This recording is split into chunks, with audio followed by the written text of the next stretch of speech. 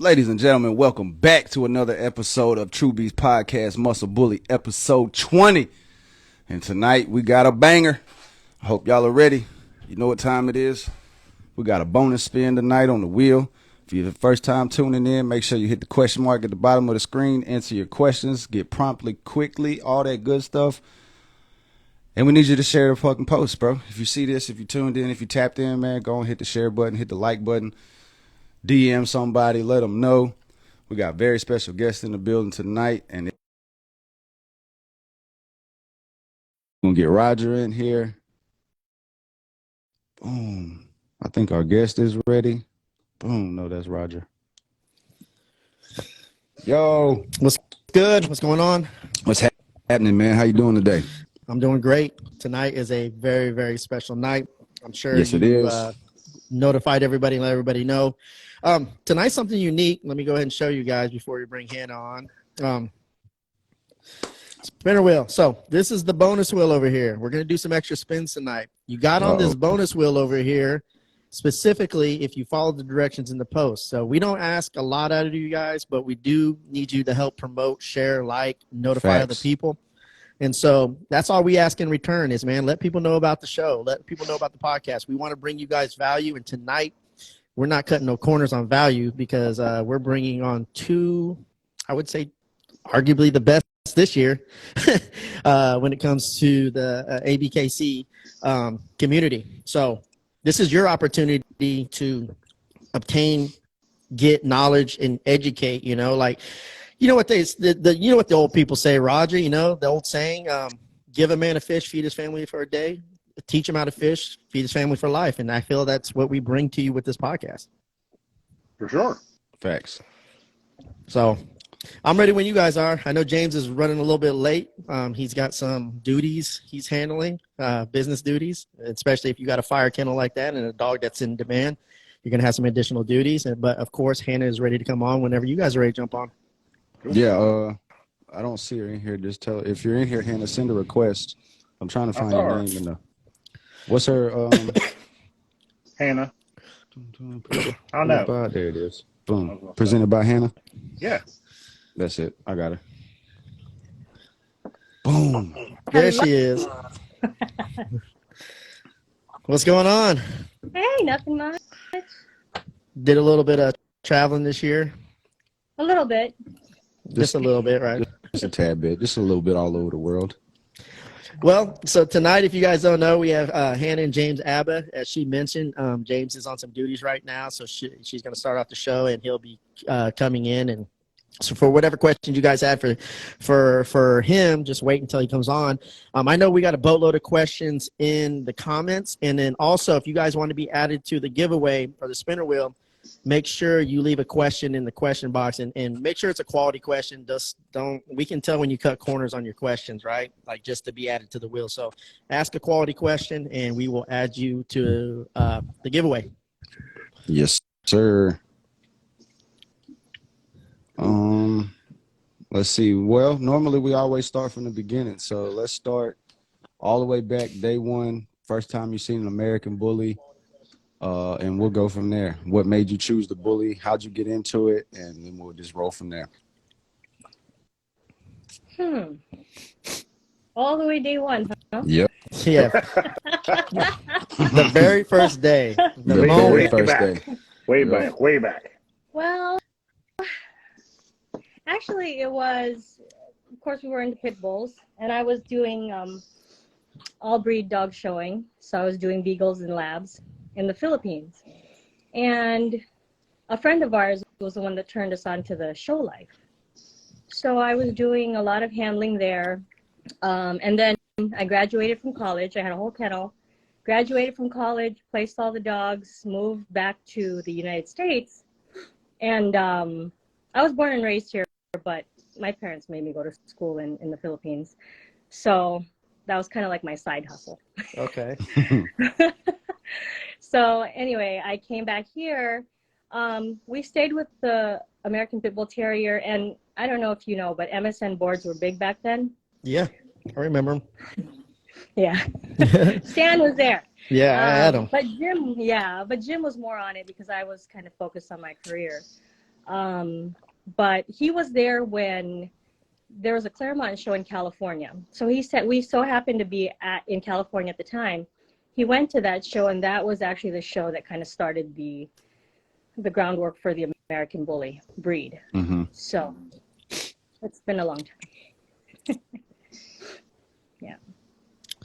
Yeah. So let's just get down to the nitty gritty, right? Like, I kind of want to know this because I followed your journey for a while, right? Since the beginning of Zero. I had the privilege and the honor to talk to you guys it's kind of like when you guys knew you had something on your hand, but you guys haven't took the initiative yet to really go the extra mile to go after the national championship. And in 2021, you go through this journey and you're in the finals.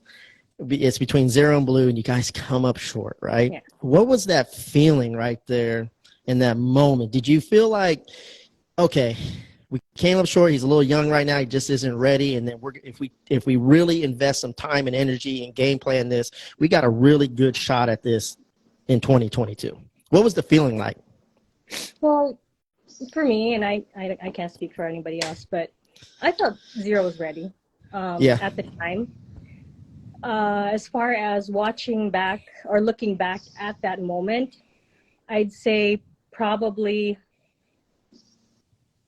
I don't know if I can say that they wanted it more, but they were more prepared for it, you know, kind of thing. I felt maybe I could have done a little bit more to get him prepared for it.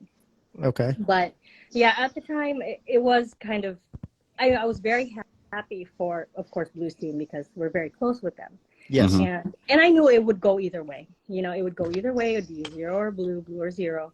And it was just, I don't know. I was a little devastated, of course. I'm very competitive. Yeah.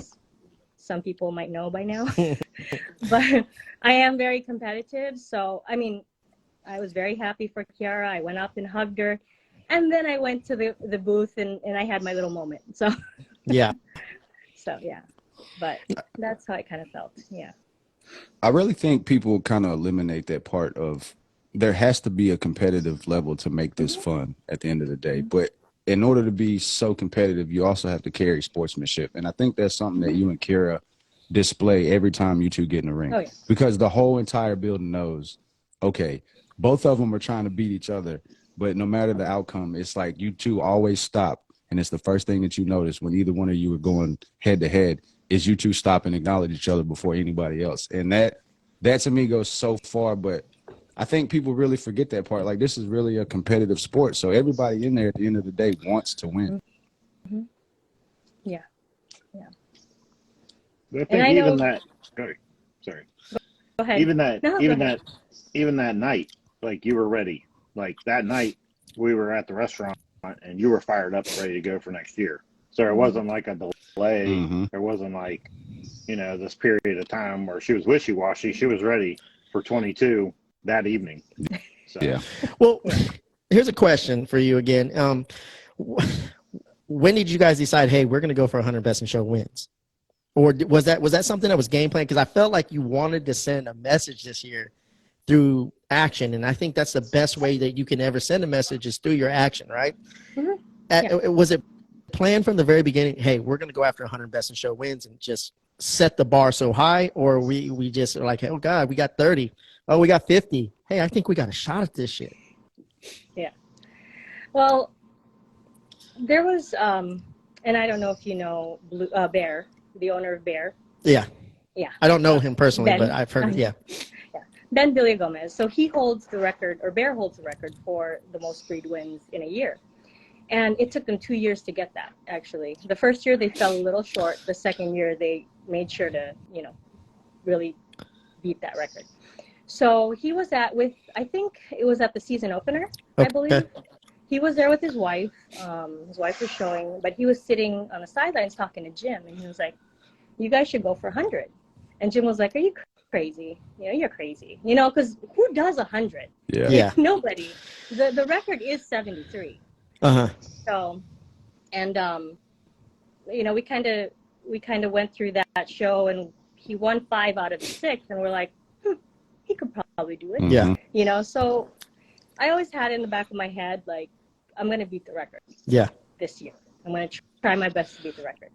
And then when they talked about that and he kind of challenged him, I said, Jim, we're gonna go for 100, and he was like, no.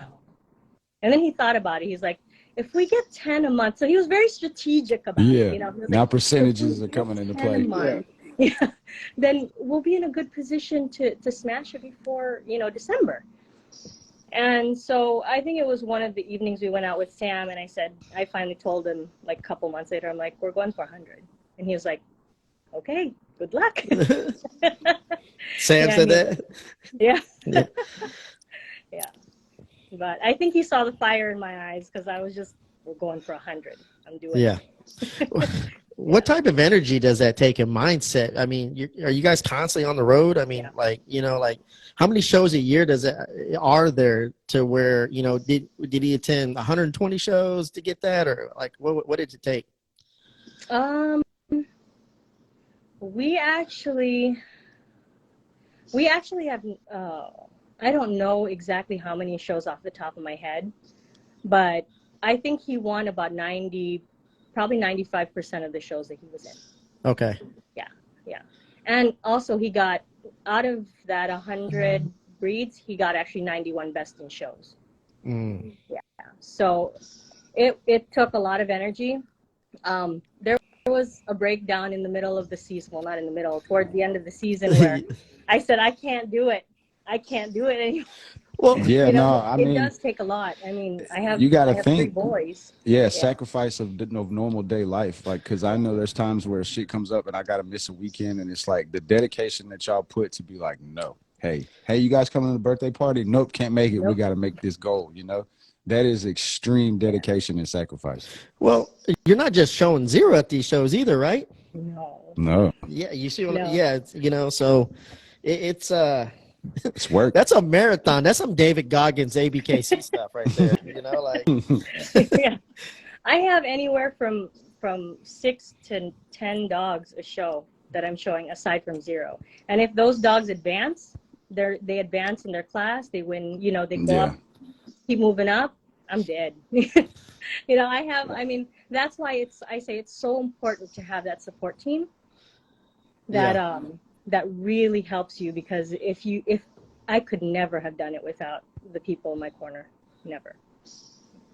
Now beyond the show routine where you're constantly on the road, tell a little bit about the amount of dedication just in training that was required, because you guys religiously took zero to classes. Like, it wasn't occasionally, it was religiously. Yeah.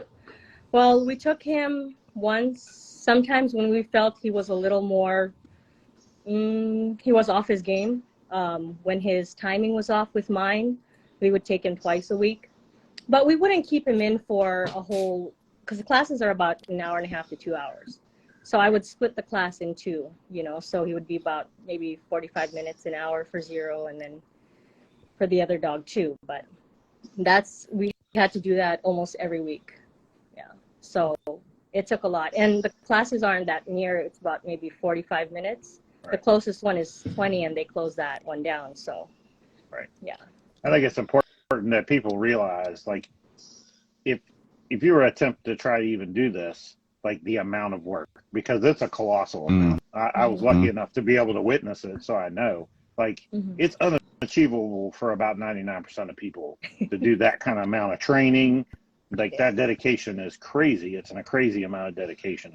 Yeah, like, I mean, I was telling Stan, I was like, you got to think about it, bro. Like, most of these dogs go to a show on Saturday. They show Saturday, then Sunday, Monday, Tuesday, Wednesday, Thursday, Friday. They're more than likely just probably chilling. And I was like, handing them, bro, like you see on the Facebook, once or twice, 3 times a week, they're at a class putting in training work from a professional. So it's like it already gives them zero, never, like, in my mind, like, he never comes out of work mode. Like, he's always, it's kind of like out of sight, out of mind. If you don't use it, you lose it, And it's like he's always so sharp because you always keep him on point. Yeah. And he enjoys it, I mean, if he was to a point where he didn't enjoy it so much, because you can tell, he kind of gets very, like, his ears go down. He's like, really, Mom, you have to, So noticed that sometimes he gets like that, and I just let him be a dog, and we run and do all those things. But aside from the work that we put in at classes, we also did a lot of treadmill and a lot of, with the vest and all that. So.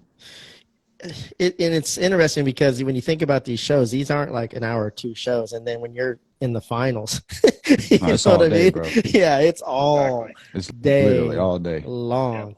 And then you have to have that game face on. Then you got to be able to, also present yourself as a person in the community. It's exhausting. I can only imagine how exhausting it could be. So after you win nationals, when you're back in the ring, it's like you've almost you're back in that moment again. It's blue and zero, right? If I'm not mistaken. Mm-hmm. That feeling, what was the feeling like when they called out zero? Were you nervous? Did you know for sure that you guys had it in the bag? Because it seemed like Blue had came into the show, and a lot of people didn't know if he was going to be there or not. Mm-hmm. I think we all maybe thought he was going to be there, and there were some rumors he was going to be there, but he didn't make a campaign like he did the year before. Yeah. Was there a redemption feeling, or?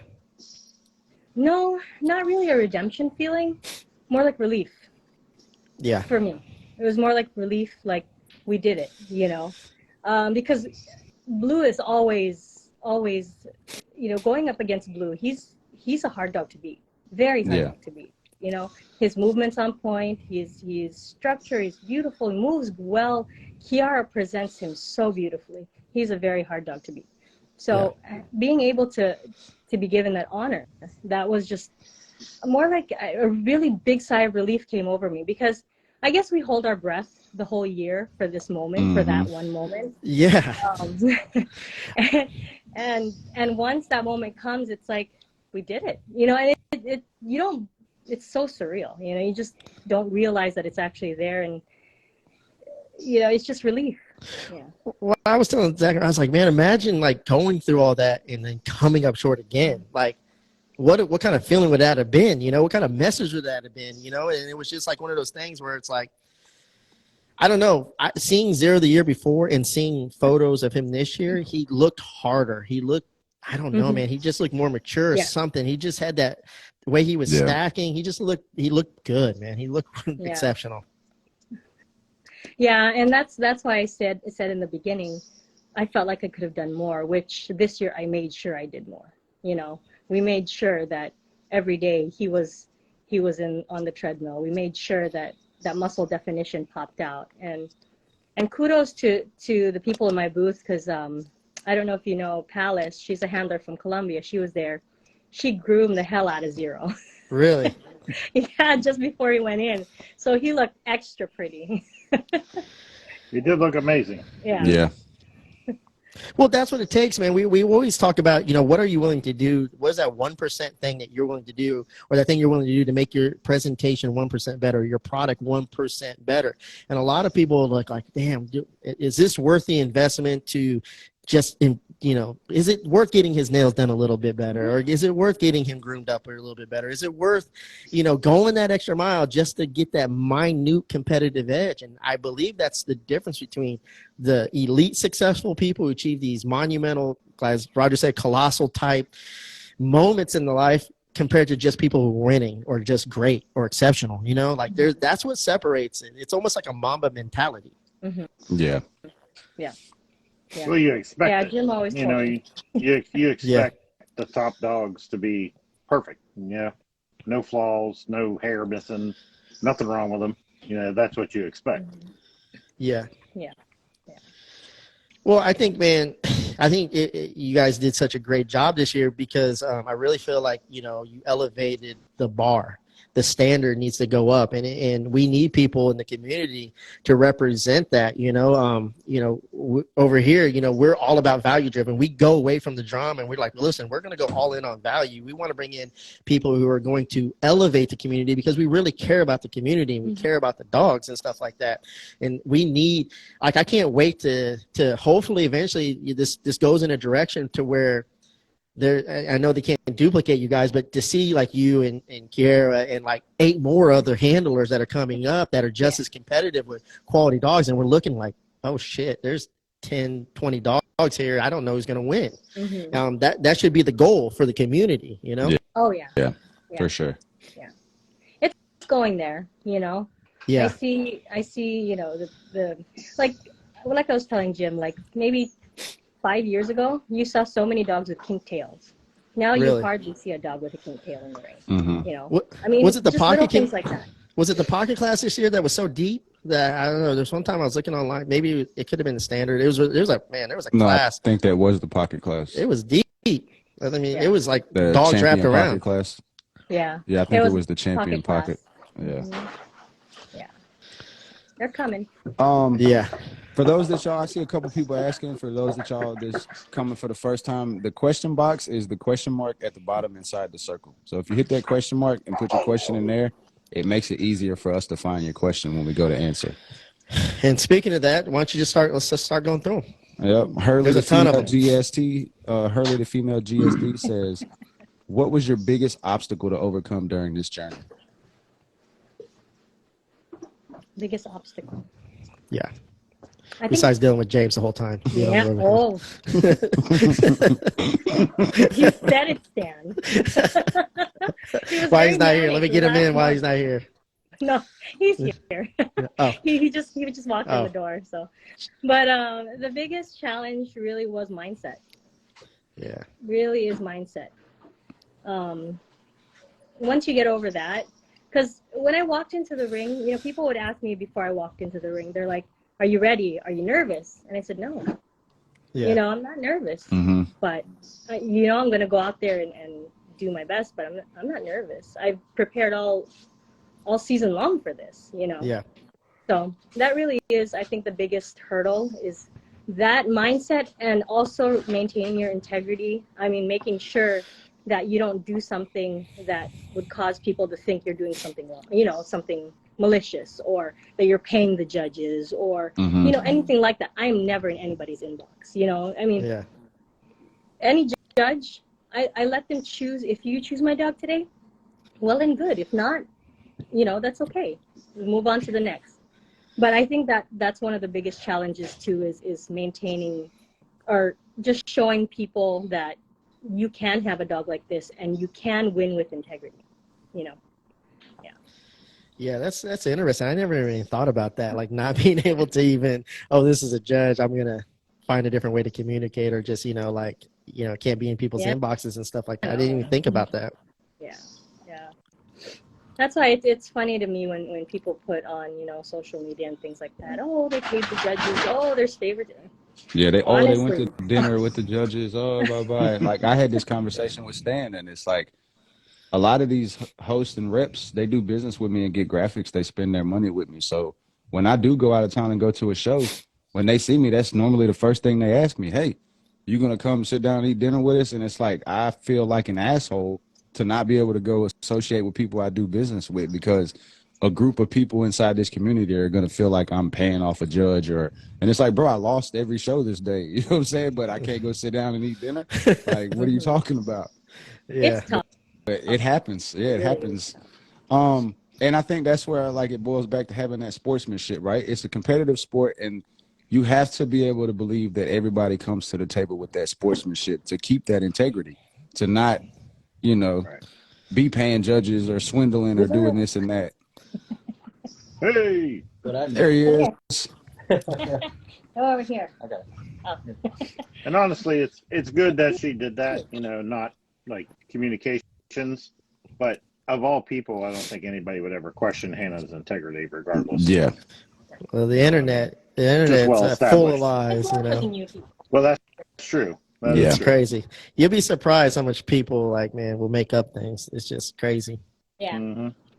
This is true. All right. The Pitts Coda Yoda. What's that say? That's Pitts Sky Hoda Coda. What are your goals and aspirations for the upcoming year for the next competition? I butchered their name, bro. Yeah, that's terrible. What, you, I Jim? don't know. Yeah, you don't know? He's on vacation mode, guys. I've been He's looking done. forward to next year. Vacation. He's already on vacation mode. Yeah, because I think that's the big question that everybody wants to know. Or like, are y'all gonna try and repeat it? Are you gonna try and break 100? Or like, what's the goals for next year? Yeah, is You Zero bringing going to out go a for new the? dog? Like, what's the goal? No, well, we already got. We call it the Triple Crown. We put a Mhm. name to it, but we got his international win in Europe. We got his top dog, and we got his national win at ABKC. Really, there's nothing we can do anymore that'll top that. You know. Yeah. I mean, Except do it again. You know. well, what like we always say, Zero is good for the breed, bad for the sport. Because, Explain that. Get a little bit deeper into that. Yeah. I kind of know what you're talking about, but go ahead. So the Zero type of dog, where you have 100 best of breed wins, you have a hope in the community, right? Mhm. You have a hope when when you're showing dogs, when you're competing, you hope that your dog can win. Yeah. So if you have a dog like Zero who's continuously winning, that hope kind of dims a little bit for other people. Mm-hmm. So I mean, he's good for the breed because of what he is. Yeah. He wins so much, but he is just bad for the sport because So dominant. people don't come out. Yeah. Yeah. No, I get what you're saying. I saw a There's no comment on one attendance in the of your grand class, guys. No, I understand what you're talking about because like I used to take my son through all these wrestling tournaments, jiu-jitsu tournaments, and boxing tournaments and stuff like that. Mm-hmm. And you'd always see those one or two kids. You're like, damn, we're going for second or we're going for third because the kid is just world class, and it's just like I get it, like and you travel all these, a lot of people want to travel and a lot of people are not in position to invest make that type of investment, so I get what you're saying. Mm-hmm. So Yeah. People don't realize that we've been showing with ABKC since the very start. I told them. Yeah. Yeah. Like they don't, 20 years. Yeah. Maybe like 4 years ago, Hannah was handling other people's dogs, and she was like, "I want to win a best in show. yeah, Why can't I win a best in show?" So Yeah. like she'd win with client dogs, and when Zero was a puppy, Sam was like, "If you're not taking this dog, I'm gonna sell him." I'm like, fine, I'll take it. Yeah. yeah. So Let's go down that road for a minute. Well, Like the Roger would end up buying acquisition. it. Roger and Dina would have bought him. Fast out. He I got was it. And then paid you to somebody handle wanted him. to buy but they didn't pull the trigger, right? Yeah. I got Yeah, his son instead. Oh, he's got a good one. Oh yeah, he's got it. All right, so let's talk about the acquisition of Zero, because I know there was like Sam was confident that he had something going on there. Or... No, he was kind of Sam likes when he's breeding. He likes certain dogs that he puts together, and we were like kind of messing with him. Me and a couple of friends were. I was like, why don't you do a breeding outside what you're used to? Well, he needed it. Yeah, you'd be surprised what you get. Mm-hmm. So out of the blue, he said, "You know what? I just went to this guy's house who owns Bart Wahlberg, and I really like him. I think I'm going to breed Coke of him." So he did, and we're like, "Oh wow, that's an outcross for you." So when the puppies were born, he had 14 puppies, and he was like, "What you guys make me do? I got pit bulls at home. I can never sell any of these puppies." I mean, so we went to his house to check out the puppies. Zero was the first puppy I picked up. I was like, I really like this puppy. Yeah. And I took pictures with my cell phone. Like my first picture I took with my cell phone was Zero. Then I told Sam, this is the puppy you should keep. But he liked the brother more, so he kept both dogs till they were like 6 months. And like the brother, he named the brother. Zero didn't have a name till he was like 6 months. Yeah. So some guys from UK wanted to buy him, but they just never did. And when we were showing a lot for other people's dogs, then I think I was judging somewhere, and they called me and said, "Hey, I'm getting him to a trainer to be trained, but if you guys don't want him, I'm gonna sell him. So I said, yeah, I guess we'll keep him. We need a dog to show of our own anyway. So so Hannah, like when Hannah saw him for the first time, Hannah was like, lanky. are you sure about this dog? He's kind of long and lanky. Yeah. So all his litter mates were all Bark something because their dad's name's Bark Wahlberg. So there was like Noah's Bark and what else? Oh, a lot of bark. A lot of bark. So I said, Zero Barks Given. I wanted a bark in there. So. So at what age were you like? What's that? What age were you like? Okay, yeah, I'm seeing it coming in right now. Like he's past the lanky stage and. No, because 8, 9 months. I saw his. When you took his pictures. No, I took pictures of him when he was a puppy, and I took pictures of him. No, was it? Sorry. Zero's going back. Zero, you're the showstopper. He just went outside to use the potty. Yeah, so I've seen Coco as a puppy, and going through that lanky stage too, and I saw G2 in Khan's house, which is Coco's littermate brother, also going like around 6 months, and they kind of had a longer looking face, and they were lanky. So I Coco and wasn't worried G2 about are littermates? Yeah. Okay. All right. So that makes a lot of sense. Zero's mom. Yeah, so when I wasn't worried about how he was going to turn out, because seeing how They turned out. Yeah.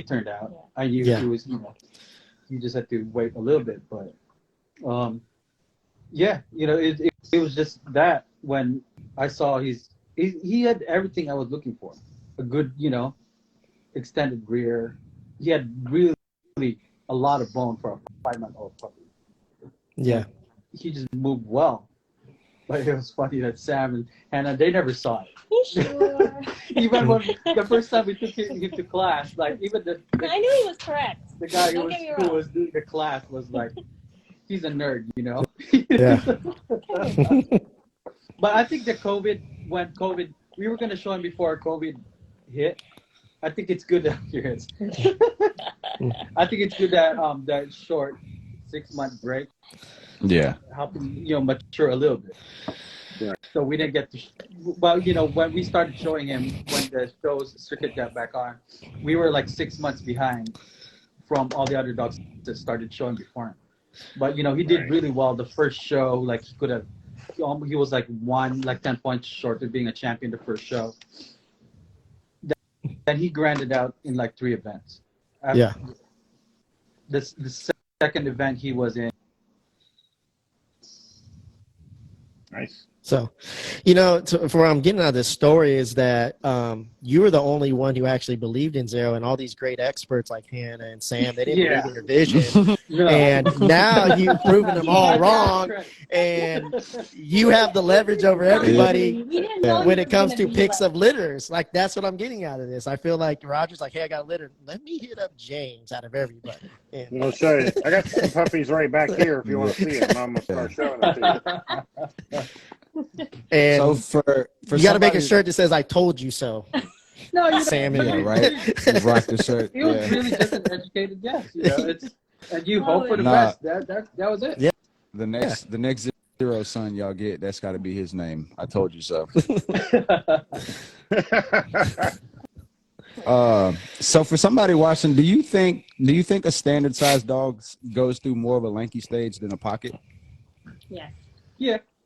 Because I see a lot of people with standard breedings, and I feel like they get discouraged really fast. Like 8, 9 months, they're like, "Oh, I don't know, man. I might pet home, might put the dog up for sale," and then they end up selling it, and then you see the dog at 2 years old, and you're like, "Holy shit!" But even Khan would tell you that he doesn't even look at his dogs till they're over a year old. Like he doesn't even like break them down. Yeah. Yeah, that makes sense.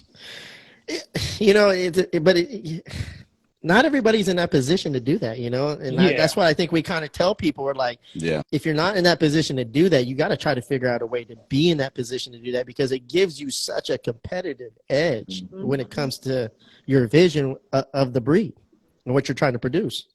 I think that's why a lot of people do co-owns too. Yeah. Because we keep it, but not really. Yeah. So would you That say, totally makes sense. what, like maybe 6 months, or at what point would you say that was you were confident like he was the best pick? Was it 4 months? Oh, when the first time Roger, I he saw said him. as soon as he went over to Sam's house, he picked up Zero and says, "This is I the know dog." that, but I mean, I think they were like 2 months old. yeah. Yeah. So he stood out that much. Yeah, but compared to- they weren't like what everybody's looking for, you know. Right. Yeah. It's because I've seen some old edge dogs, like the dogs that we had before. Even they had the structure for it, and you know they're just gonna grow and keep growing, but the structure's always gonna be there. Right. Yeah. So you know it's always structured first, but you know when seeing the dogs, it's just seeing the dogs. I've seen the dogs behind Zero, maybe like up to like 6 generations. So You aren't worried. yeah, But, you know, I mean, when you have that lanky, lean 6-month-old dog, and then you have to wait for the mass to come in, you know, it's like, that's what takes forever. Yeah. The maturity, you know? Yeah. It's like seeing a kid, you know, like, you know, a young kid, he's in his teens, and then he becomes, you know, 20, and then he gets in his mid-20s, and then he starts to man up, you know, you can see Yeah. the difference. Muscle maturity. Yeah, definitely. Well, I know we got some other questions, man. Yeah, they're coming in like crazy right now. Amstaff Dad says, is there something that you would want to change on Zero? Yeah, we always like hearing what the actual Owners your or guys' producer, ability. yeah, break the dog down. as far as like structure. Yeah. And, If you see something like, would you rather better turn to stifle, a better bite, a better muzzle, something like that? What would you look at Zero and say, okay? Yeah, I guess all the ideal stuff, but here's what, like I said, we've been doing this for so long that most of the part when we've been doing it, what held us back was like looking for the perfect dog. Yeah. And it's never gonna be there till you have that. Once we change our views and saying, there's never going to be a perfect dog, but at the same time, not all dogs are created equal. Then it's a big change in how we started looking at dogs. Mm-hmm. We don't, even me, evaluating dogs, being a judge, I don't look at faults. I don't count faults. It's really more of the attributes of what you like in a dog. Mm-hmm. It's the same thing taking pictures. It's really you highlight what you like in the dog. But if you could change something about Zero. Yeah, what areas would you? I don't know, him being so needy, maybe. Yeah. There you go. Like always in my face, You know what? He's actually he doesn't have a job. He got fired. Get out of my face, job. bro. Go lay down, Extra bro. needy this moment. I feel you, man. Like the needy stuff is cool when you want it, but then it's not cool when you don't want it. Yeah. Oh yeah. Oh yeah. Right It's now, so we got a different. little Frenchie, and he gets jealous. So he's always on my, between me and the Frenchie. Maybe a little less slobber here and there, like chewing stuff. Needy is tougher when it's a standard, because that's a lot of dog to be needy, like jumping on you, wanting to lay on you. They're the Different than a companion pocket. dogs. Yeah. Yeah. But anything structurally? A dip in the water? Well, it's not there anymore. You grew out of that. Yeah.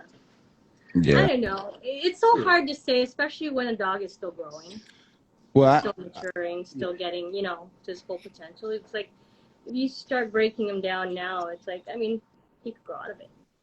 Yeah. Well, I think the way he looks at, like James just said, the way he looks at it, he doesn't pick apart the flaws. He's looking at it to find the attributes of the plus. So it's almost like a positive outlook on it instead of being like, oh, well, he has a shitty turn to stifle. So now mentally you're telling yourself, oh, he's lacking here. He's not good enough. So it's like, what does he actually have that makes him good at what he is? And I've never really heard nobody give an approach like that. Like most of the people, when we ask them, they're like, oh, well, I would fix this, this, and this. And you kind of were like, well, I don't even really look at that. I look at what's good in the dog, not what's bad in the dog. Well, see, Zach, this is why we say a lot of the judges, when people are in ringside and what did the judge look for? What did they look? Why did they pick that dog? This and that. And I feel that a lot of the inconsistency comes in judging, especially comes from people who pick apart faults. So they have a checklist. Yeah. So when you start having a checklist, I think that's where the inconsistency comes in. And then people too on the sidelines, when they're looking at the dog, that's where they're picking the wrong dog too. You know what I mean? Or not really picking the wrong dog, but they're not seeing what the judge is seeing because they're picking the faults. You know, they're Instead picking of the instead of the attributes. Yeah.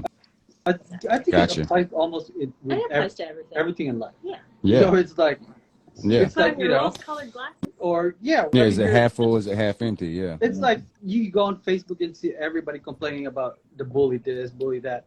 You know, it's nobody's pointing a gun to your head to like bullies. You know, we're all Yeah. doing this because what we like about the bullies is not what we don't like about the bullies.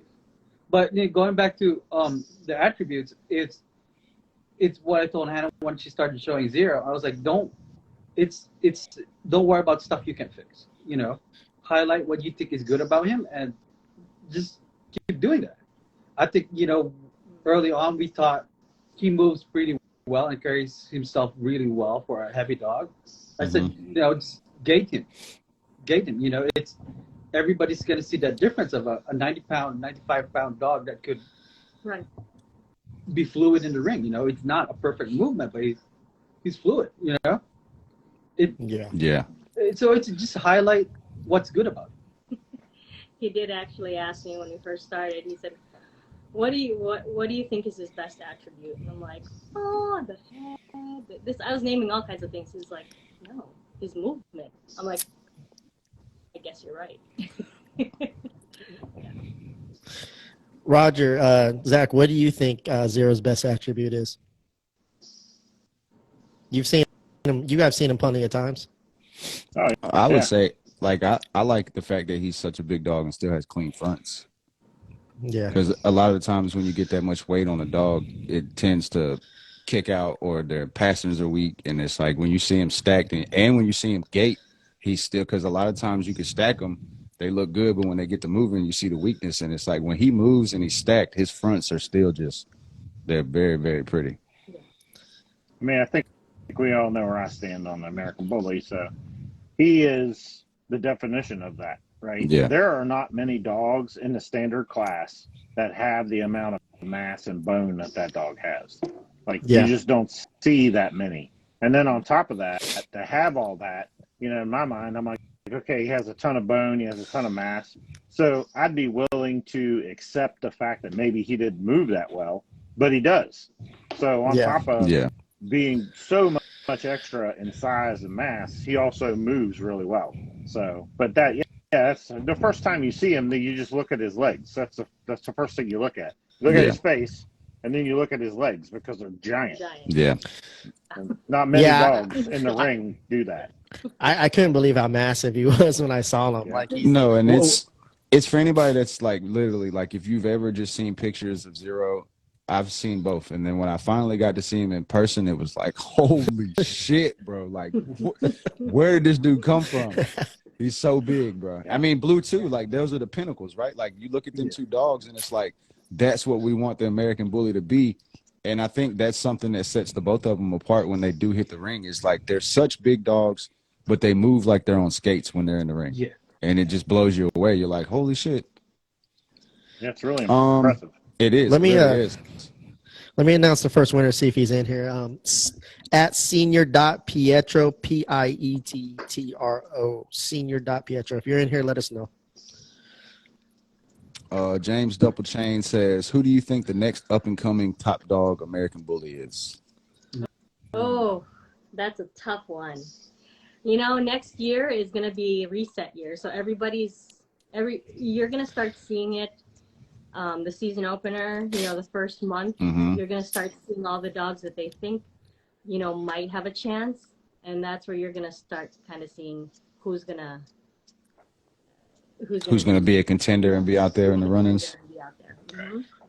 So I can't say who right now because there's a lot of up-and-coming males, studs, females. Compared to last year, do you think 2023, or compared to this year, do you think 2023 is going to be a better look as far as the quality in the ring?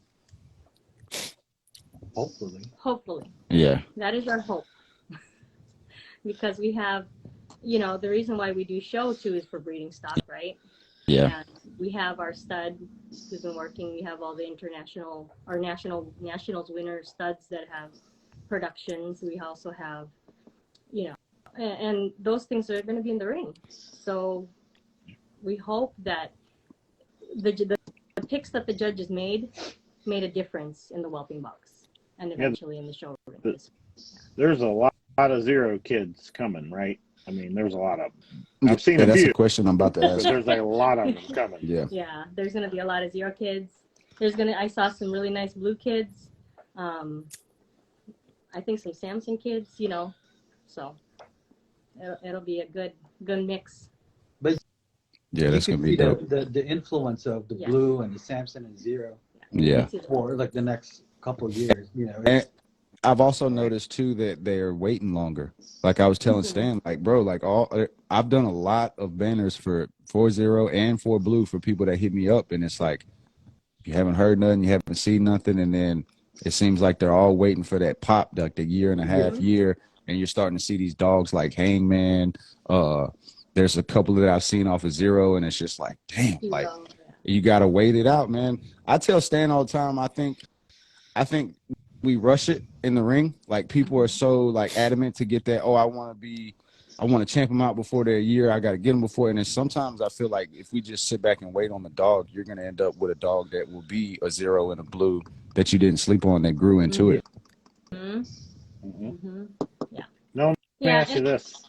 Of the majority of the females that he's bred to, these aren't necessarily females of heavy type.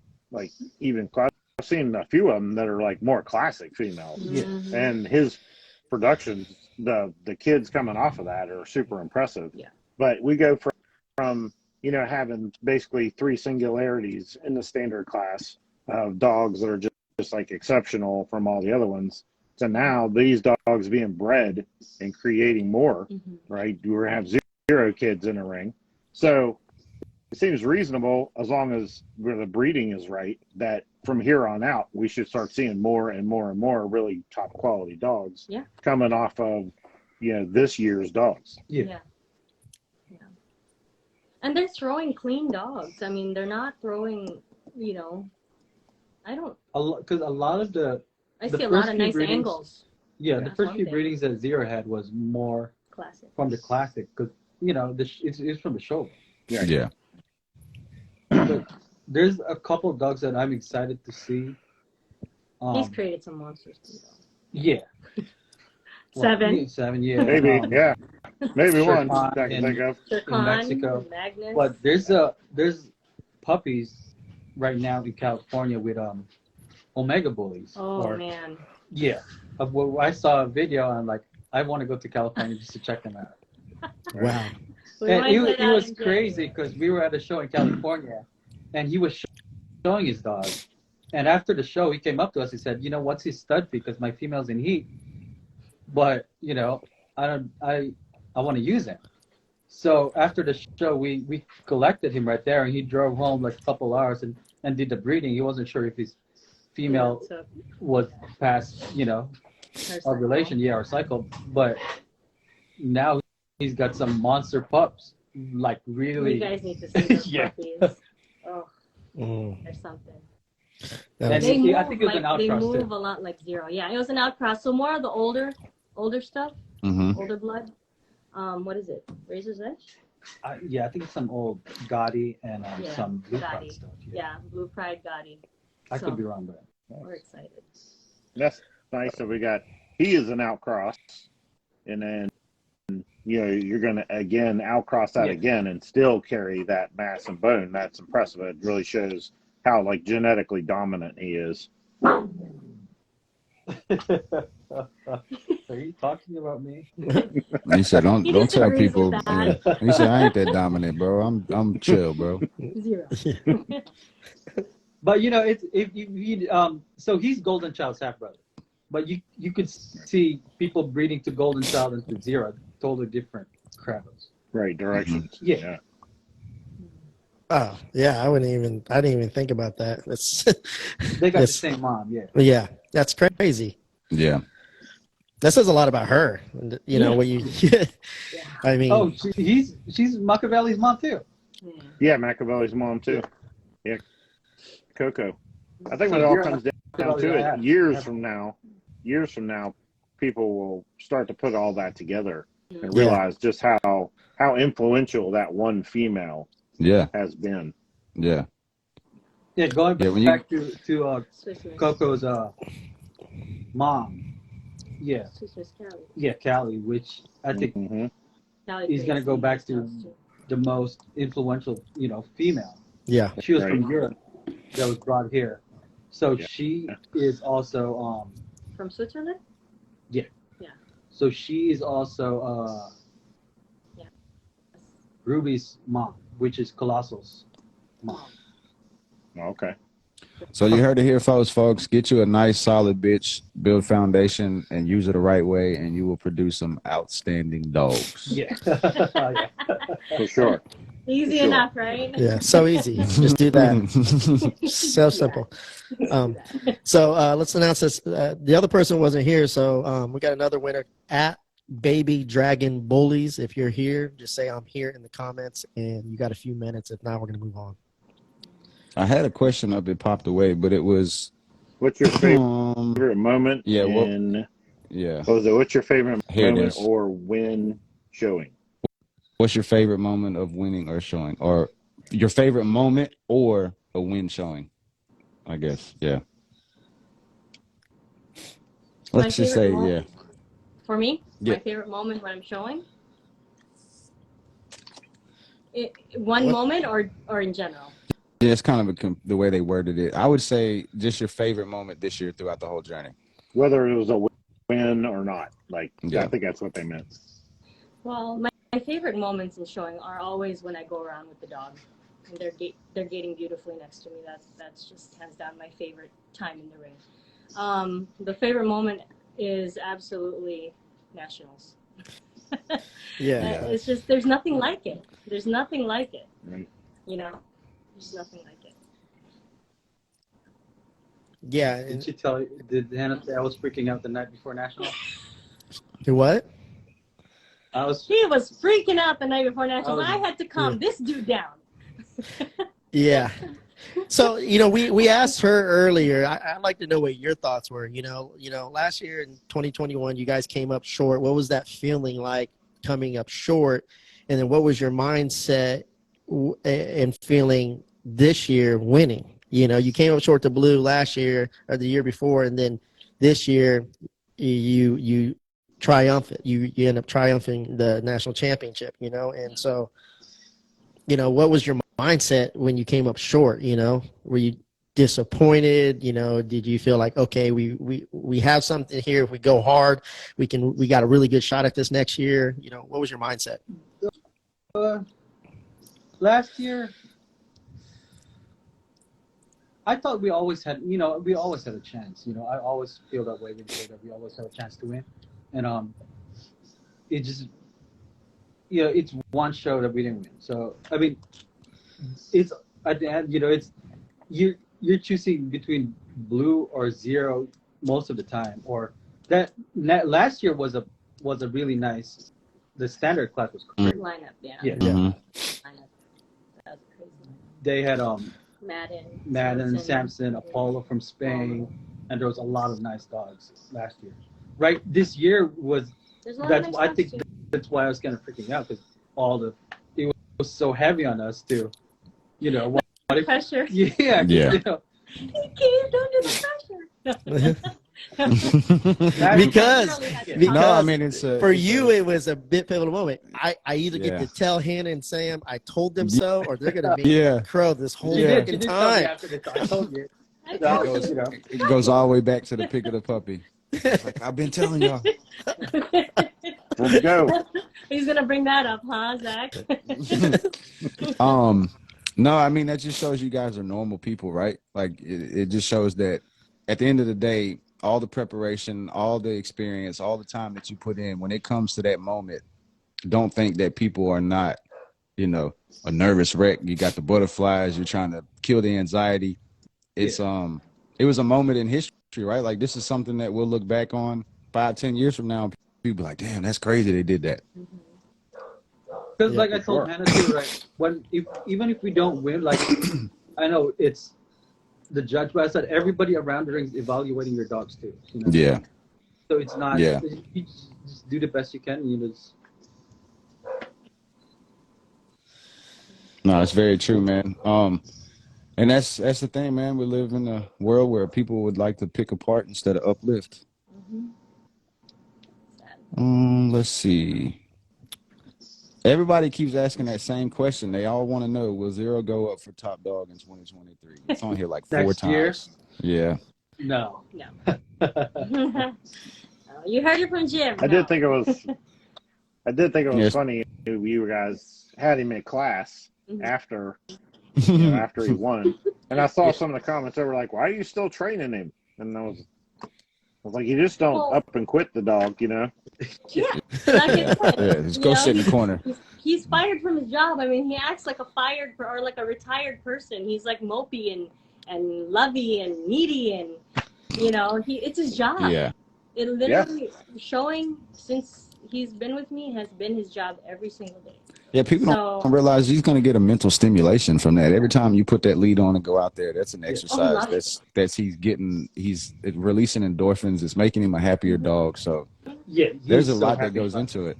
Yeah, he loves class, but we were there because the people at class, they don't understand the bully world. They're AKC, UKC people, and they celebrated with us basically. So I brought cakes and things, and we celebrated our win. That's awesome. With them. We told them what happened, and they were just happy, and that's kind of what we did. But awesome. All right, this one's for James. Hold on one second. So at Hurley, the female GSD, if you're in the building, please. I mean, this will be the third one. If you guys ain't here live, you can't pull the wheel. Crutch says, what was your photography setup like when you first started? What? When I first started, it was a T-Mobile Sidekick. It was the Fuji film that you get at the Walmart checkout. I started out with film, so I kind of knew how to do. Yeah, I kind of knew even with like 20 shoot film camera. I forgot what it was, but I kind of knew how to do manual stuff. Yeah. And back then, since it was film, we disposable cameras. Yeah. Told you. You always had to get the shot right. Because when you go to print, back. you don't know what you got. It's different from digital where you can just look at the pictures and delete, Yeah. So I kind of had to learn that way. But yeah, when we started with bullies, I think I started with a Nikon, and it was $100 lens. I forgot what the name was. No, it was before, and no, I don't even know what. $100 lens. Yeah. You want to see the pictures from those? I mean, you know how hard it is to get a shot with one of those Kodak Fuji things to get that shot? Oh. And then you have to go drop it off, then get it back. You're like, oh shit, we fucked up. We got to shoot it over. Putting the thing. Yeah, so when I started, I started with an Nikon. I just started shooting with Sony maybe a month ago. Gotcha. Yeah. Yeah, no, I don't think people realize the amount of energy that you actually do. Like I've been in the show before, and you'll see Hannah, and you'll be like, "Hey, where's James?" And she's like, "Oh, he's riding around." You're like, "What?" He's riding around finding spots, and like you'll show up late, and you'll be like, "Bro," next thing you know, he's got all these badass spots around the venue, and he's just on his photography shit the whole time, man. It's so dope, man, to watch y'all as a couple be so motivating towards each other, and how it kind of just goes hand in hand, and how y'all just make it work, man. There's no holds barred. There's no excuses. This year shows so much sacrifice that y'all put in just to accomplish a goal that to some people you'd be like, well, why? Because it was something that you wanted to accomplish. So, I mean, people don't realize how much actually goes into this, and they want and they expect, but are they willing to put this much on the line for it? Yeah. Well, when you have a dog like Zero, you have to, Yeah, true. I mean, there's nothing you can do. I mean, there's really I mean, there's nothing else you can do. You just have to give him the best shot. Yeah, we've always said when it's it's not fun anymore, we're gonna walk away. But I think the secret that we've found that we've always stuck around was we're always welcoming to the newer crowd. Yeah. So we're not everybody probably. Educating, Some people think teaching. we haven't been doing this as long as we have because we're always with new. It doesn't feel like it. Yeah, we're always with. Yeah. There's always the new wave coming in. We always find ourselves, making new friends and, just making more friends and new friends. And it's the energy that the new, the new crowd coming in. It's the energy that we kind of feed off of. We keep our old friends very close to us, and you've seen they're very close. We don't fall out with anyone, but those people that are coming in, the passion of the new crowd. Their passion, you just feed off of that energy, Yeah. It kind of keeps you motivated to keep going. We had a bonus winner. We spun the bonus wheel tonight already, so we're going to do that a couple of times. And for those who actually follow the directions and the rules on the post, you got to enter in the bonus wheel. And so the bonus winner tonight is, this is how you say it correctly, Zach, at that Pitsky Coda. So let's see what you won. I know you're in the building, so let's just. Are you looking at hopefully you're in the building. You're looking at it on the laptop, though, ain't you? I got one eye. I don't want to hear your excuse. Oh, get out of here. I seen y'all on Dr. O's episode trying to figure out how to get the questions. He was like, can you see it? I can't see it. Can you see it? When you're looking at it on your phone, bro, it's like this big at the bottom of the phone screen. I got. Yeah. I'm like, unless you pin it, I ain't seeing it. I don't know what to tell you. I listened to it back. I heard what happened when I wasn't there. Sorry. No more days off. Yep.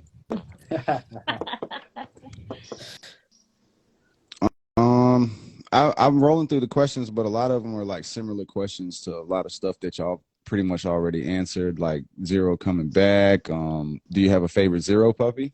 There was one we didn't get. There we go. Royal Ray Kennels. Do you have a favorite Zero puppy? Uh-oh, Roger. Roger, close your ears, Roger. I'm like, how dare? How dare he ask that question? He's staring into my soul right now. Yeah. He's like, say it. Roger's like. No, I don't know. I love them all. It's my Zero babies. But 7 is just super close to me because he spent 7 months with me. Yeah. And that's just the fact of the matter. 7 is my favorite Zero baby. Well, let's break down 7. What are the things that what are the things you like about 7, and what things would you improve or fix, or what things do you highlight about him? He's still a baby. How old is he? How old is he, Roger? He's less than a year old. 2 years old. Yeah. Like everybody's stalling. He's How old is he? I was over looking for 7 a year months. What's his name? What's his color again? Is he 2? He's like 4 months old. No, he's not. He's under 2 still. He's under 2. Is he? Yeah. He's still like what? 18 months? 23 months. Something like that. Yeah, We sound like parents. It's hard Exactly because you look at him, he looks like a 2-3-year-old dog. Yeah. Yeah. You get him and Zero side by side, they're very, very similar. So it's hard for your brain to wrap around the fact that that's still a puppy, basically. Yeah. So that Pisky Coda, you wanted xdog.com $15 gift certificate, just so you know, on your bonus prize. Congratulations. All right, so they want to know, Jackson Strong Bully Camp says, what was the process of teaching Zero how to free stack and step it up to correct himself, even sometimes adding the extra spin? It's crazy. That's her signature move right there.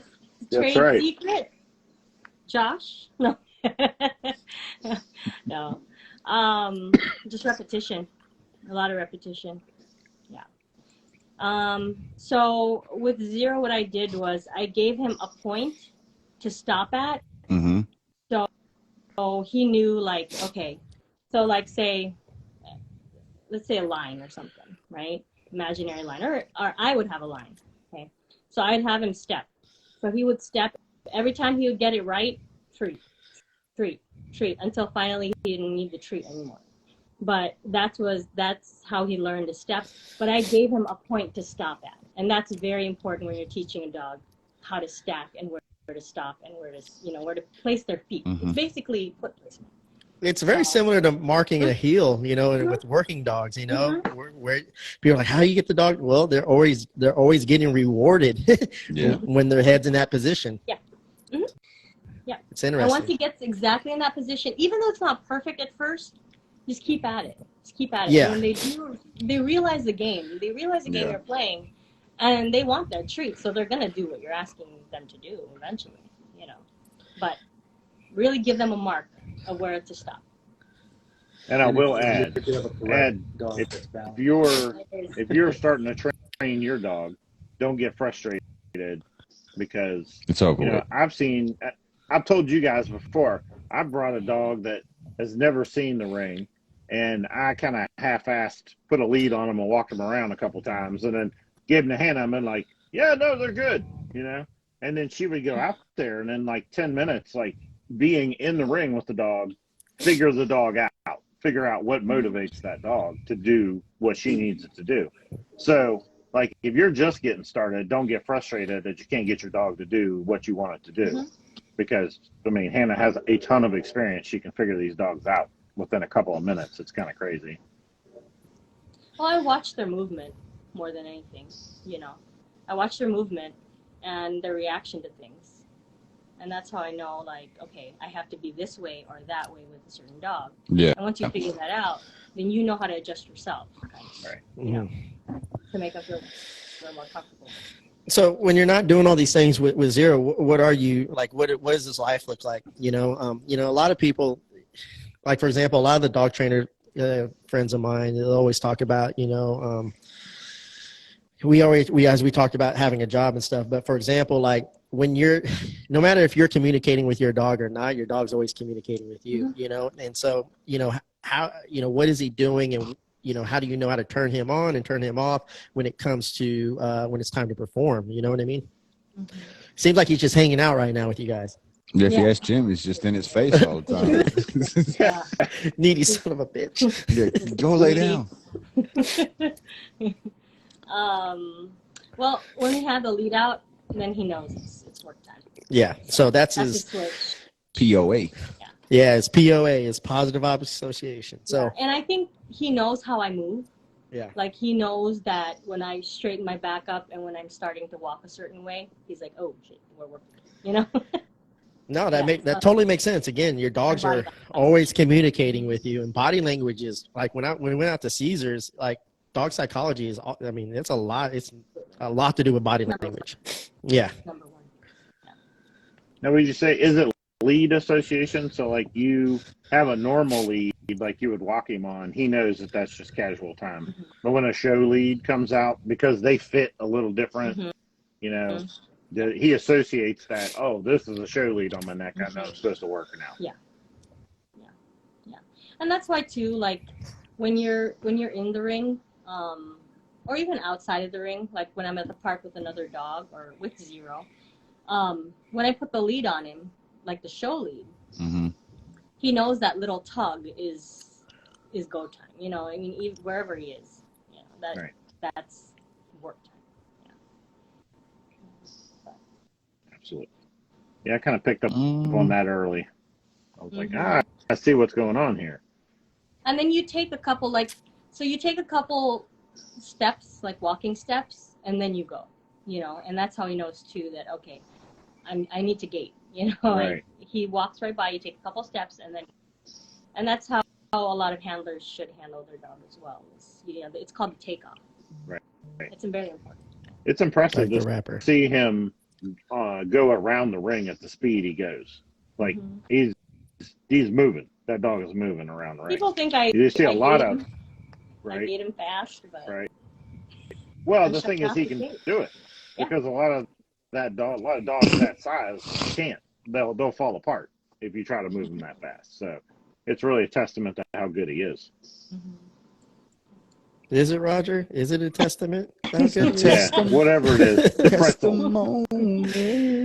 At Beast of Peace _first. If you're in the building, let us know. At Beast of Peace _first. Let's see here. Yeah, man, I'm still going through, but like I said, we've answered majority of these just through conversation, and then a lot of them are repetitive questions.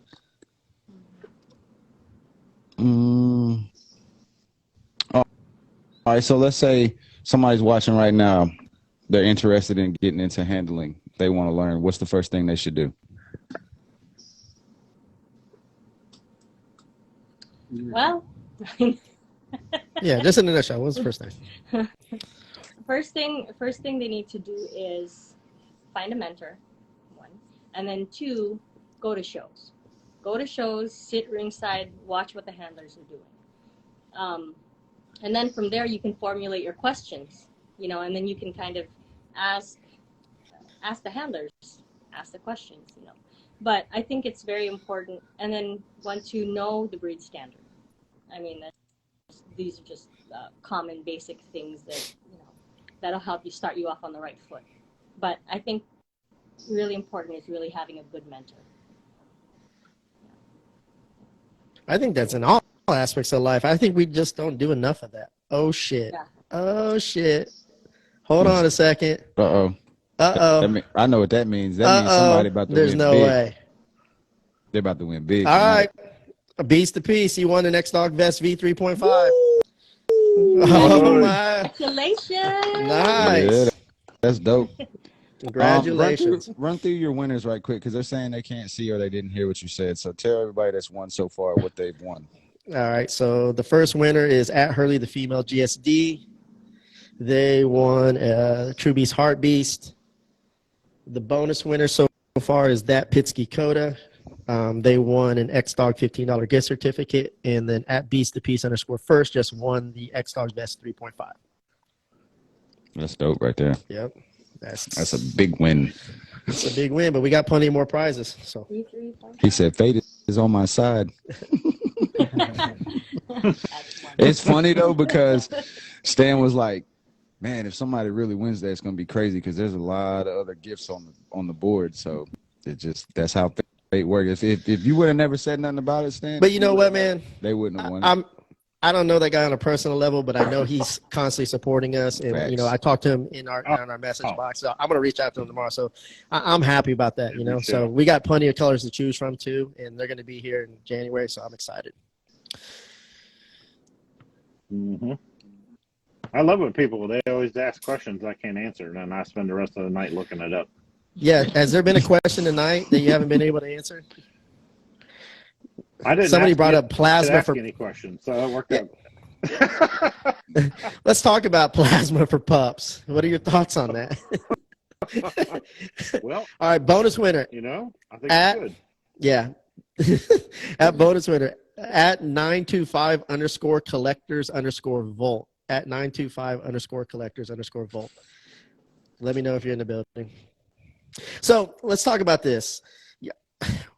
How is it, being a couple, going through all this, and, what type of toll does it have on your relationship? Because, relationship wise, everybody needs some space after you get to know somebody, but then you guys are not just, you come home together, you go travel together. Now you went on this journey together. Did it bring you guys closer? Was there some tension during the time? Like, was it hard to deal with? Like, was there any moments where, or did winning just continue to be like, hey, shit, we're winning, like, let's keep doing this? Oh, trust me, there's a lot of tension. And this is the tension part of it is when he's like, okay, yeah, go off with your girls and go to the show. So that's why I have my girls that are, with me. But yeah, it's a lot of tension for a relationship to go through something like this. Yeah. But at the same time, I trust Jim and his how he thinks of things, and like how he I trust him. So yeah. A lot of the things he says that I should do, even if, there's sometimes I come home and I'm like, why did I read this? Why do I see this? And why do I, feel this way? And he's like, well, you have to look at it this way, so he kind of keeps me on the straight and narrow path, and that's, I think one thing that's good about it is because we both love so much what we do. If you have a partner that doesn't love it as much as you, it's very difficult. And I think that's, yeah, that's what really helped us. Well, there you go, Roger and Dina, if you're listening. There was a lot of where's Jim? Yeah. There's a lot of where's Jim in you know? Yeah. But Point, we made a T-shirt. yes, Where's Jim? we did make a T-shirt that says where's That's amazing. I need to get one of those. Where's Jim? And Yeah. I told you and so. we wore it to a show. That's And we still that should be on the ask back. the same question. Yeah. All right, so you want a True Beast camo leash. So True Beast camo leash. Who is that? The 935 Collectors. Yes, 925 collectors. Oh, yeah. Man. No, I appreciate you guys sharing that because I think that's important. Especially like having kennel partners, just business in general. Like, we were listening to Ed Milet and he had Rob Deerdeck, and Zach had put me on that podcast, even though I should be listening every day. But it was like Rob optimizes his life with his relationship with his wife. Like it wasn't just date night wasn't good enough. They had 7 different nights. They plan out different timings and stuff because relationships are hard, man. Like relationships with anybody, your children, family members, friends, like it can all be challenging. So to go through something that you've gone through as far as the journey, which no one has ever experienced it, I kind of wanted to get insight on that because it can be challenging when you're so deep into trying to achieve a goal and you guys are on a task and, it's like, how do you balance that, Well, I think it comes down to two is when I'm, we kind of balance each other out. So just my personality, I'm the Spitfire, I'm out there, and Jim is the calm and collected one. And sometimes he kind of gets, on his thing, and I kind of help him out. So it just helps that we both balance each other out. And I think, if we didn't have that we wouldn't be as successful at this. When you look at the bully community now, what are some things you think as a community, as a collective whole, that we could do better to improve the direction? Because the stigma on the bully community, and I hate to say it's not just the bully community, it's all dog communities, but it's just really prominent in the bully community. It seems like, because I guess I'm just more involved into it. It has a stigma of like drama, like, so what are some things that you feel would maybe pack the shows more, improve the shows more, improve the community more? Well, we're winning, and so I don't think it really needs any improvement. Working out for us. Yeah, I don't know about anybody else, but Yeah. Well, I think. What do you think, Jim? No answer. What are some of the things that could change, that could be more impactful for the community, make it better? No, I think just being an example. I think that's what we did the last few years was basically, it's you can't. I know it's good. We've always said, find a good mentor. Yes. But right now, being a mentor, you're not even going to get credit for being a mentor. Everybody says they found their own way through Facebook or whatever. Yeah. So I think the best way right now is just be an example. If you want something to change, be that change. Yeah. Hopefully people look up to you guys. I don't know if you remember Kino Arroyos. Yeah. The gentleman that was the judge that recently. Yeah. Yeah. But Jim said, why he was so impactful was because he was a change that he wanted to see everybody do. He was the change that he wanted to see happen in the bully community. Yeah. So he was that mentor. He was that person who was welcoming of new people. He was that person who was willing to take you under his wing, So I think if we have more people like that, sky's the limit. Yeah. I think it was Vince Lombardi said the best way to lead is to lead by example. It's not the best way to lead, it's the only way to lead. Like, you need to be, and me and Zach talk about it, it's like, if you have a problem with a certain look of a dog, produce a product that is better, that the community wants more of. You can't just constantly point out the flaws and the problems of the dog and just be, I've identified the problem, and you're just not taking no action and doing anything about it, So yeah. It's just like produce a better product, You know, if you feel like there's a better product, produce a better product. Put the time, dedication, and commitment to it. Go into the ring, do whatever you need to do, and then, you know, become the one that's in demand. That's how you change things. Yeah, absolutely, 100%. That focus Very on the true. positive, Winning that mindset. was big. Yeah, it really was, man. That was a dope gym because it's like, I think that's something that people really like. I mean, I catch myself doing it. It's when you first look at a dog, that's what you want to do, right? You're like, oh, well, it should need better angulation. It should need this or that, instead of being like, shit, look how big his head is. Look at his rear. Like, you know, like it's a very dope way to look at it, because at the end of the day, we all know we can't produce a perfect dog. Mm-hmm. So if you're not, I was telling Stan, like, it's crazy that we know we can't produce a perfect dog, but then the first thing we do is bash somebody's dog when it reaches a successful level. And it's not And it's like, perfect. well, we knew it. Yeah, we knew it wasn't going to be perfect. You know what's so funny? Right. It's, Yeah. before we even started showing Zero, and, you know, there was a group of guys that really liked him. But the bigger he got, it's like that kind of, you know, I don't want to be that sellout who likes that popular dog. Yeah. You know? Yeah. It's funny because he's the same dog, you know? Yeah.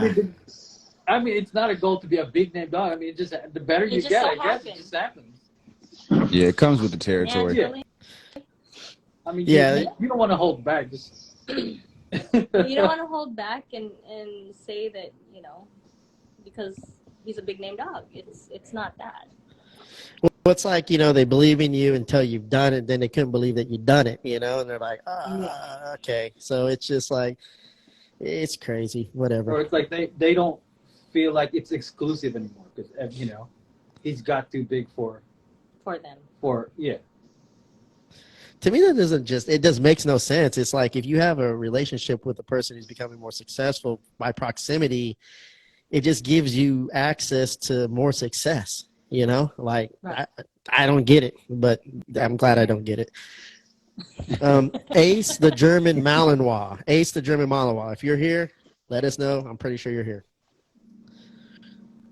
Get a new question up here. All right. Smith Family Bully says, why do you think it is that it's harder for females? Why do you think it's harder for females to win nationals? He just worded it crazy. I mean, I don't think it's just nationals.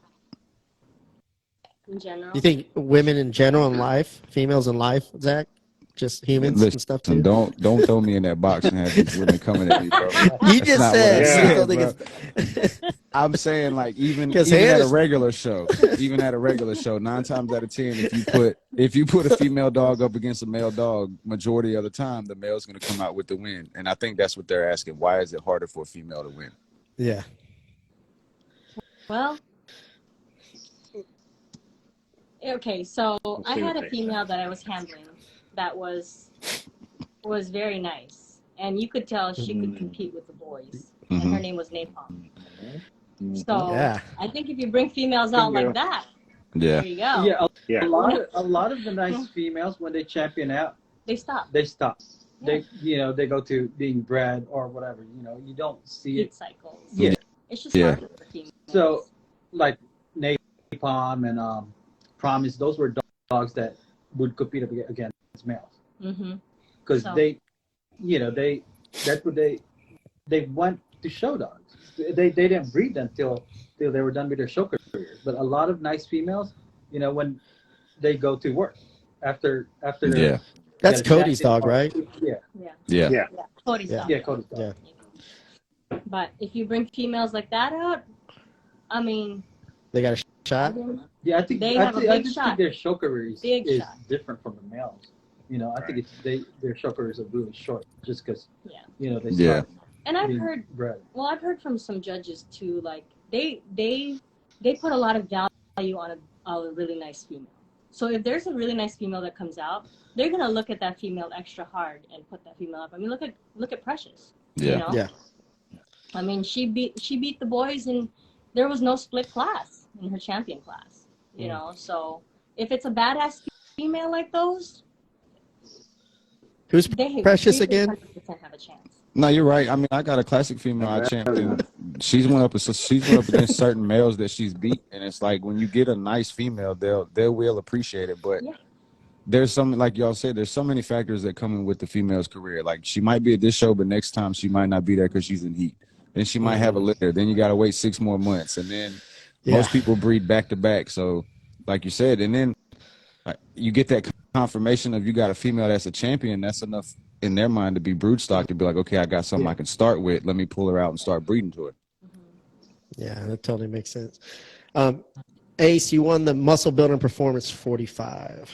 I'm gonna do one more spin on the bonus round just to give these bonus people an extra spin. All right. Well, we'll run through one more question. Make it a hard one. One that will make Roger think and go study immediately afterwards. Oh, shit. I got all the time in the world. Whelping litters. How many litters do you have right now? 2. It's more than enough. Here's this one ain't bad. LMA, bro, I have to get so close to read these sometimes, bro. LMA, I'm gonna get you some 9.9. bifocals, man. I really getting got older. some. Look, I got some Ray-Bans. I just don't ever wear my. I said don't wear 'em. bifocals, not Ray-Bans. Nah, you ain't gonna do me like that, bro. I ain't blind. I am blind though. My prescription. If I showed you my prescription, I sent you my prescription one time, and then I felt like a jackass afterwards because I'm like, shit, I'm over here bitching about my 2 fucked up eyes, and he's only got 1. What kind of friend am I? They said, what was some of the biggest competition? Who was some of the biggest competition throughout the year?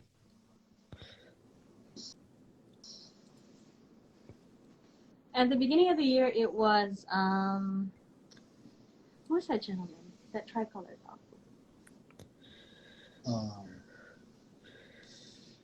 That tricolor dog. Tyshawn Hilliard's dog.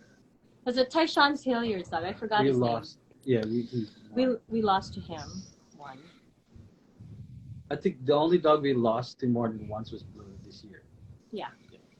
That was the only dog, and he only came out to the California show, I think. Yeah. And maybe Jacksonville show. In Jacksonville, yeah. So basically, that was the only dog he lost to. That and Tyshawn's dog. Well, for a Hangman and one Hangman. And who was the other dog in California? The pocket that you handled. Oh yes. Mayhem. He is a detox son. Okay. So I handled him, and he kind of beat Zero. There was a lot of detox sons at Nationals this year, wasn't there? Yeah. I seen a picture. It was a bunch of them. And you can see detox influence. Oh yeah, his pheno is definitely there. Yeah. Senior Pietro. You weren't here the first time. You had a second opportunity. So. Oh, God's on your side tonight, buddy. Senior Pietro. How long they got? They got until we get off here. But I don't think he's here. Tell us so about you getting off, bro. We don't care about that. Weird. Let me see. Yeah, it is. Will you guys be? Weird. If you have questions, ask them in the question box if you could. I know there's questions in the comments, but they move up so fast. Yeah. Somebody put in there. I don't think they could see the comments. And I say questions. I'm like, no, Stan's just ignoring you. Well, no, it's a lot of the questions are a lot of them are. They stuff fly that by. Kinda, that yeah, too, they fly by. We've kind of answered some of them before they even, Plus, we like at what want point? you to win. At what So you have point? to Well, yeah, so here's the thing, people. You don't have to get it answered to get entered into the wheel. You just have to ask it. So if you're asking the question box, you automatically go on the wheel. We don't have to answer it for you to get in the contest. Yeah. I was just joking, saying. Well, no, I think they think like that too, though. No. Because they're commenting and they're like, "Hey, I had questions you didn't ask yet." Right. Yeah, well, you're the MC of the question box, so Actually, there was a it's question. Zach. Yeah, it's a lot of the same questions. Who do you think the top 5 upcoming studs are? Hurley, the female's GSD, she got the bonus one, so that's why it's important. You already won tonight, and now you're gonna get the bonus one, which I'm pretty sure you're in here. Hurley, the GSD. Yeah, there was a question we were supposed to touch on. I can't remember what that was. See, like a lot of it. What does the future look like for Zero? At what point did you know Zero had something? It's like we touched on a lot of that. Here we go. Oh no, that's a lame question. Here, everybody wants to know this question, and I don't think it'll ever happen, but they want to ask everybody. Hood affiliate bullies. Brittany says, "Do you think the American Bully will ever make it in the AKC?" Ooh. What do you think?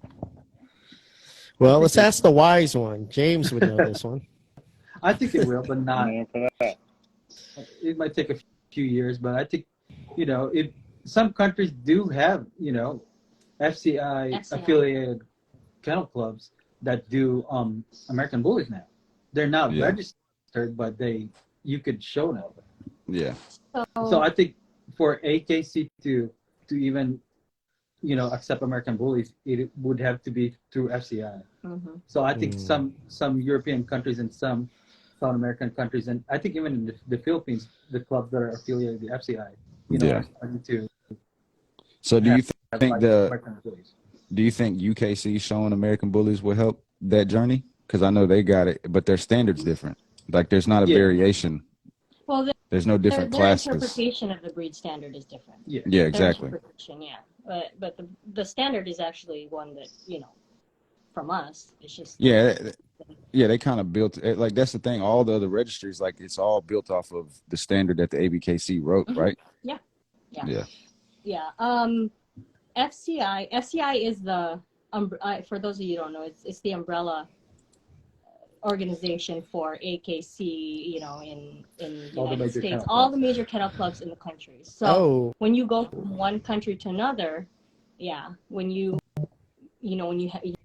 show a dog under that, like Mexico, for example, whatever kennel club is under Mexico, under FCI, their wins count, so their titles count. Yeah. So they say Mexican champion or, something like that on their certificate. Like Roger or something.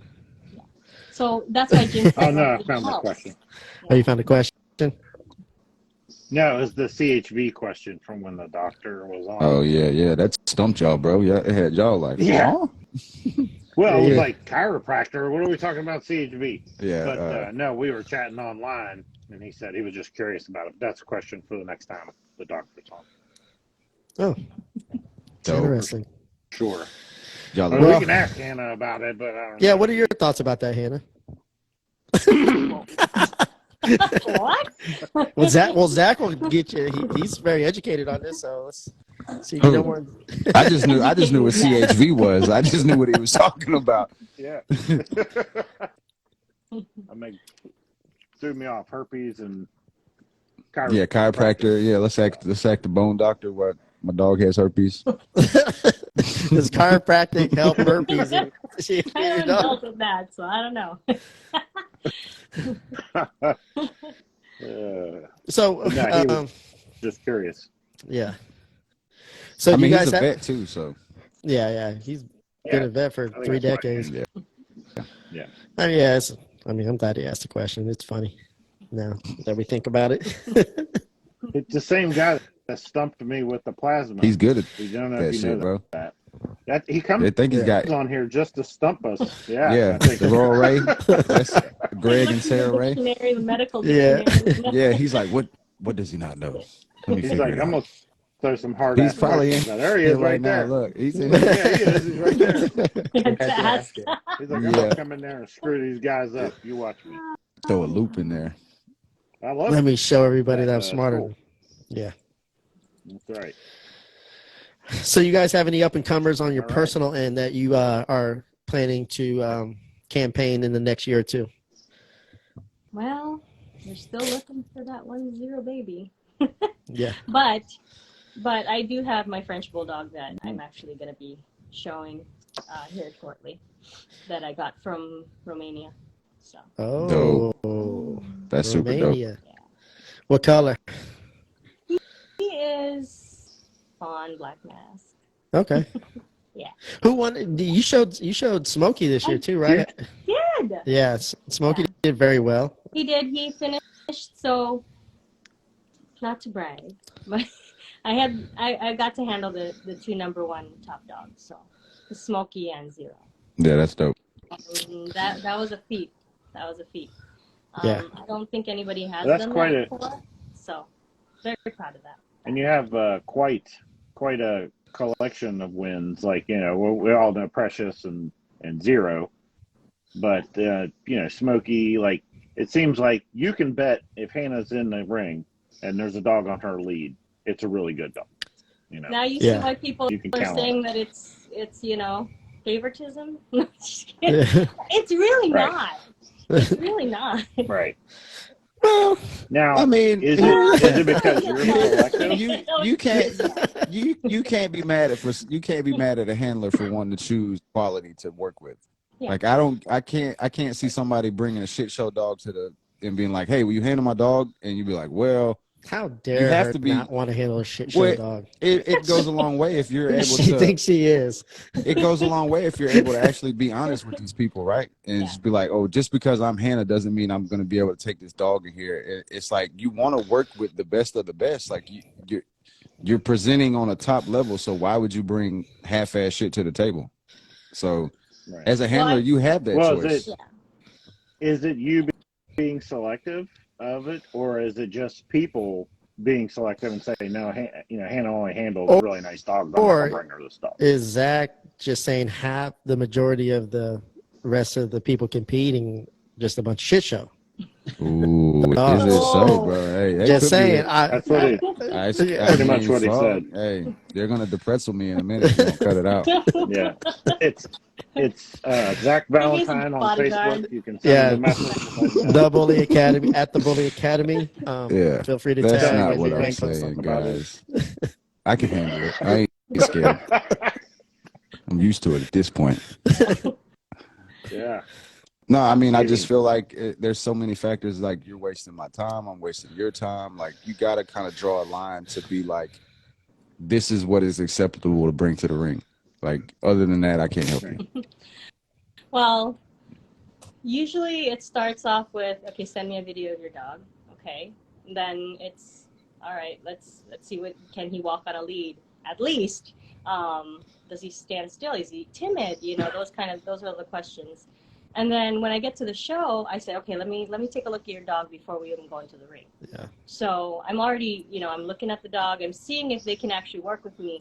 I'm actually, if not, I'm giving the dog back to the owner, and I'm like, okay, let me see you walk with your dog.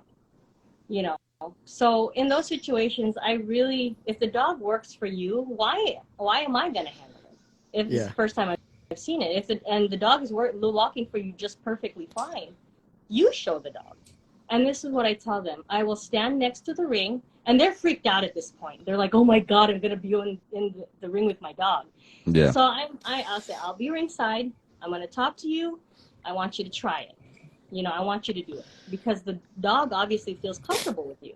Yeah. So, I mean, aside from that, the dogs that I do get are exceptional. And I guess that comes with, like Jim told me before, the more you win, the more they'll seek you out. Yeah. So, I mean, those people who have potentially nice dogs will seek me out to handle their dog because they know I'll present it in a way that in my own special way, you know? So, and it's really the understanding of when the judge is looking at you, when that moment needs to happen, when, that extra thing you have to do just to get that 1 second look, or that just to change the mind of the judge or, things like that. So, those are all the things I take into consideration. All right. So Roger wanted me to ask this question, and so did Zach. So do you feel that what you've done this year makes you the GOAT of all handlers in ABKC history? I don't think I had anything to do with that question. The GOAT. Based on statistics. Based on statistical facts. You guys didn't want I already know the answer, so I wouldn't ask that question. That is a title that other people have to give you, not one that you can actually give yourself. Don't tell LeBron that. Well, I saw James, he did the poster, the Michael Jordan poster with his hands out, right? Yeah. Jordan. I would definitely say, based on statistics, that I would label you that. And if people disagree, at worst case scenario, you are in conversation. You know, Yeah. and so you should be very proud of what you've done this year. You guys are so inspiring to me on a personal level. So I just want to say thank you, just to have you guys in my proximity. Dealing with Roger and Zach every single day, it's kind of like, I need people like you around to keep me motivated. In fact, I think I met you guys through Sam and Roger. I mean, I met Roger through you guys. So I mean, he's cool, I guess. And it's more Dina, but It's always. It's always. Dina's, Dina. We love Dina. We love you too, all of our entire marriage, I've been Dina's husband. Yeah. Like, I didn't know Roger's name until Zach's like, "Hey, Dina's let's bring Roger on the show." I'm like, who's Roger? He's like, Dina's husband. I was like, "Oh, Dina's husband." You should have just said that. You can't compete with that kind of energy. You know what I mean? You can't compete with it. She just walks into a room and everybody's like, "I love her," and I'm just. And plus, I just have this "get the F away from me" face. It doesn't help. Polar opposite. It works just perfect, like Hannah and James. Yeah.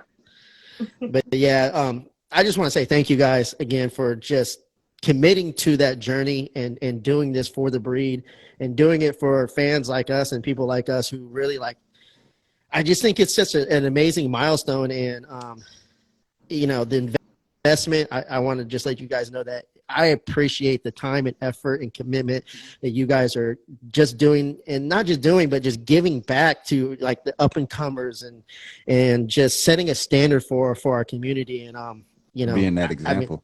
Being that example. Yeah. So thank you guys for coming on this show and bringing so much value to our community and our people. And, anything you guys need from me, you know how to get a hold of me. I'm here for y'all.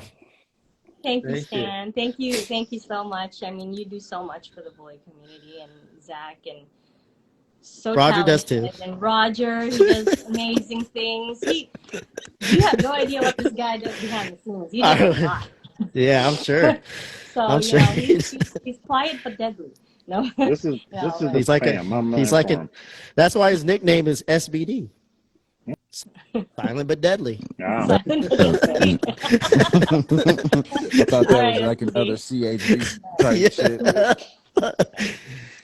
But thank you again, guys. Yeah, before we get out of here, let these people know where they can get in touch with y'all. Contact points, website, Instagram, whatever the case may be. Don't message him. No. Do not message him. He just won't answer. If you're a judge, don't message Hannah. Yeah, don't message me. But you can contact me on Facebook. Instagram is presented by Hannah. Facebook is Hannah Angkahas Aba. And then I also have a website, www.presentedbyhannah.com, that you can take a look at. It has everything for my rates. I do want to come out with kind of a handling kind of class. Mm-hmm. That'd be awesome. Seminar, that's kind of thing that I want to do. Yeah, moving forward. So. I think it should definitely be in West Virginia too. Yeah. Why? That's so weird. It's close to the house, huh? Let's take it on the road, Roger. Let's take it on the road. Trying to get the family all together. Yes. Oh, I see what he's up to. Yeah. We want to borrow some. We want to, as long as we can use your dogs to practice with. You can use any dog. I got some right back here. Look, there's like 7 of them in there right now. You can use every one of them. Yes, all of them. They're ready right now. They're walking. Plus, you need Their eyes James. aren't open. But you need James to go over there and select the real winner out of those. Yeah. Anyway, so. I'm about to start breaking them out right now. Just hold them up.